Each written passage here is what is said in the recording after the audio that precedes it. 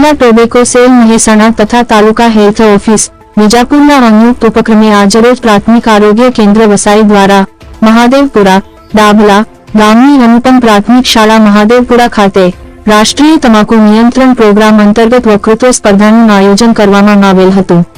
આ કાર્યક્રમમાં શાળાના કુલ વિદ્યાર્થીઓમાંથી 23 વિદ્યાર્થીઓએ વક્તૃત્વ સ્પર્ધામાં ભાગ લીધો અને ભાગ લેનાર વિદ્યાર્થીઓ દ્વારા તમાકુના વ્યસનથી થતા નુકસાન વિશે સુંદર રજૂઆતો કરવામાં આવી।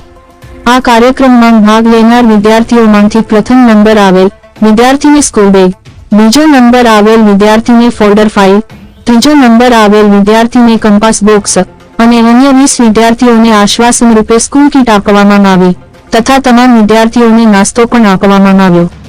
સંપૂર્ણ કાર્યક્રમ પ્રાથમિક આરોગ્ય કેન્દ્ર વસઈના આયુષ્યમાન આરોગ્ય મંદિર મહાદેવપુરાના community health officer Mittalben Parmar, multipurpose health worker Bhargavbhai Solanki તથા આશાબહેન દ્વારા શાળાના આચાર્ય શ્રી ભાવેશભાઈ પટેલ અને શિક્ષકગણના સાથ સહકારથી પૂર્ણ કરવામાં આવ્યો હતો।